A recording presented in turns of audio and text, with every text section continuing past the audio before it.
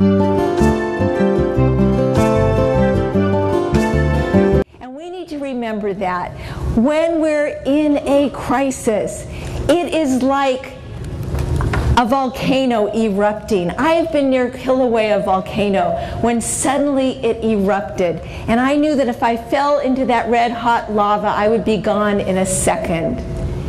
When we go through a crisis, a loss of income, not knowing where we're going to sleep that night, a loss of a relationship, a health crisis, it is like a volcano erupting. It's terrifying. It's life-threatening. After the eruption, after the initial shock, the loss that we go through, the lava, it's just like the lava that slows down as it moves toward the sea. We get used to what's happened. We don't like it, but we get used to the crisis.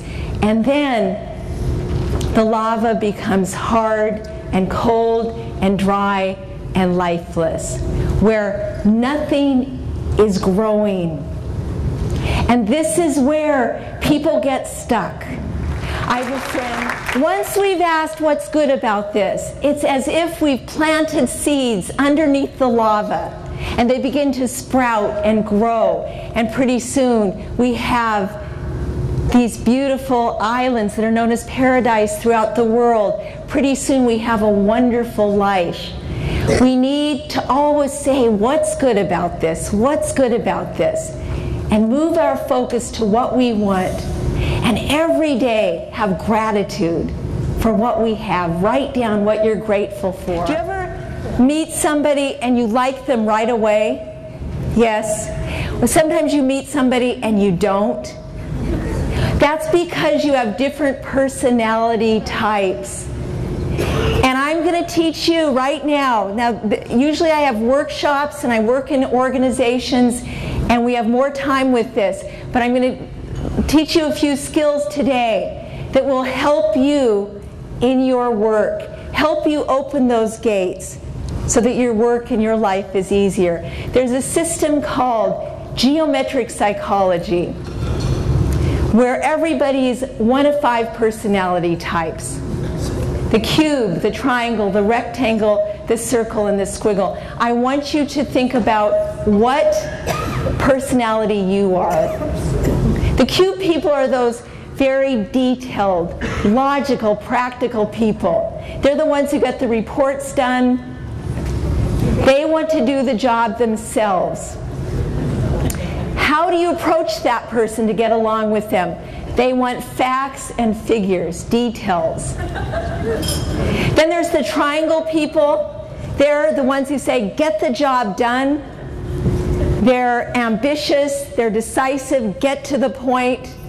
How do you get along with that person? You may have only one chance.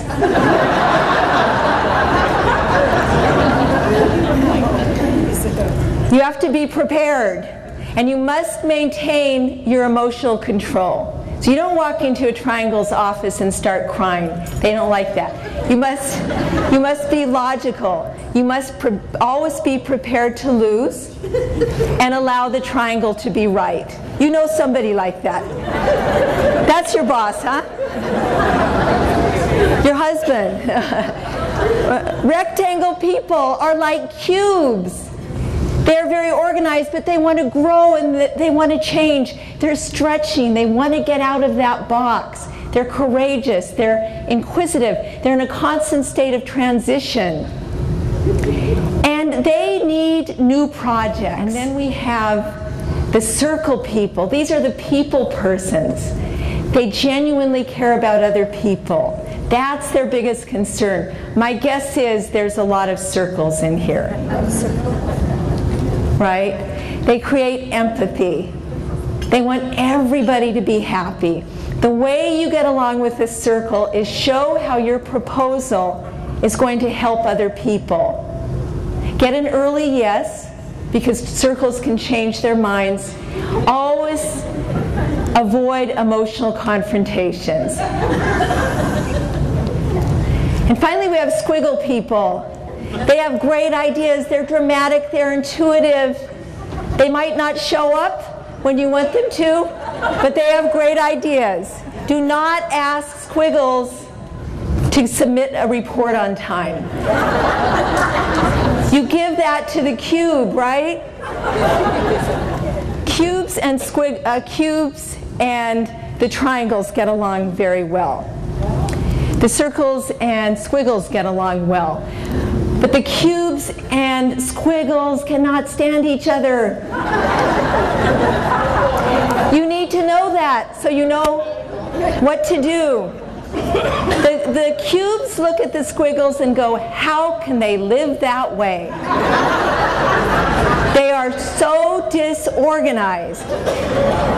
The squiggles look at the cube and go, boring. How can they live that way? Triangles have difficulty getting along with circles. The circles are emotional. They care about people. The triangles look at the numbers and go, I don't care if one person disagrees. We're moving forward. So triangles and circles have difficulty. So it's very important that we know how to approach people in order to have those gates open. One of people's greatest needs is to be listened to and understood. When I work with organizations, I help people become outstanding listeners. But we only have a little bit of time today, so I wanted to highlight the most important points. It is to blend, to echo, to clarify, to summarize, and to confirm. When we blend with somebody, we listen, we nod. It's best to do it in person. Did you know that 55% of the believability of our message is our body language? 38% is the sound of our voice. Only 7% are the words, right? So if you want to make an impact, you need to meet with people in person if you possibly can. And you look at them and you nod and you smile. When they pause, do not interrupt. Have you ever been talking and you stop to catch your breath? Somebody says, well, what I think about that is, and what does that do to you? You weren't finished. You feel like you weren't listened to. Then you need to go to a therapist. They know how to listen. The third step is clarifying. That's where you ask people open-ended questions. People love it when you ask them questions. Most people do not ask other people questions. I ask people so many questions. I find out so much information about people that my husband thinks I should have been a detective. And then later people say, if only I'd known what they wanted. And I said, but did you ask them? 99% of the time people will answer anything that you ask them. Personal, business, anything. 1% of the time they'll say, none of your business, or that's personal. So ask people questions. Another important thing, I taught negotiation strategies to military officers leaving for Iraq and Afghanistan. And I wanted to share one of the points that is very important, and that's focusing on interests, not positions. I want you to put your hands in fists. When we focus on positions, now knock your fists together. When we come together and we're focused on interests, I'm a Democrat, you're a Republican, the senators know what that's like, and then you try to come together and solve a problem. How does that feel when you knock your fists together? It hurts. Instead, we must focus on interests. Now open up your hands. Okay, now interconnect your fingers. Bring your fingers together. When we focus on interests, common interests, safety, security, family, housing, everything that everybody has in common. When you take your conflict to common interest, then we can solve problems. We need to remember how to defuse upset people. Do you have upset people? Yeah. What is a fuse? It's like a firecracker and with a tail, and you light it. It can go off very quickly. You deal with people like that. We must know how to diffuse upset people. The first thing is, when somebody's upset, always get them to sit down. I have never seen anybody fight sitting down. Even better if you can get them to lie down.